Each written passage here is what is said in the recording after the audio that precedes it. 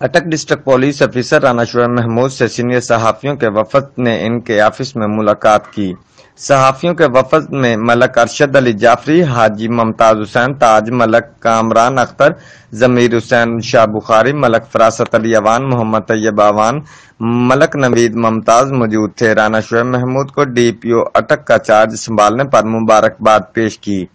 D P او اٹک کی روزانہ دن 12 تا 1 بجے تک کھلی کچہری کا انعقاد کر کے اٹک کی عوام اور پولیس ملازمین کے دل جیت لیے۔ صحافیوں کے سوالوں کے جوابات دیتے ہوئے کہا کہ محکمہ پولیس کے خلاف کسی بھی شکایت کی صورت میں مجھ سے رابطہ کریں۔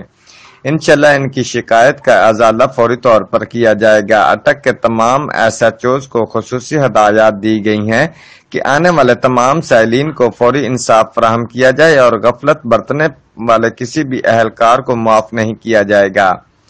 حاجی ممتاز حسین تاج نے P R O Tahir Iqbal نے حسب روایت عوام الناس اور صحافیوں کے ساتھ خوش اخلاقی سے پیش آنے پر خراج تحسین پیش کیا۔ وفد نے ڈی پی او کو ضلع کے مسائل سے آگاہ کیا، جس میں ٹریفک کے مسائل، منشیات کی روک تھام، فحاشی کے اڈوں اور جرائم پیشہ افراد کو بھی قانون کی گرفت میں لایا جائے تاکہ اٹک میں جرائم کی شرح کم کی جا سکے۔ Report Muhammad Tayyab Awan, bureau chief, Geo express news, اٹک۔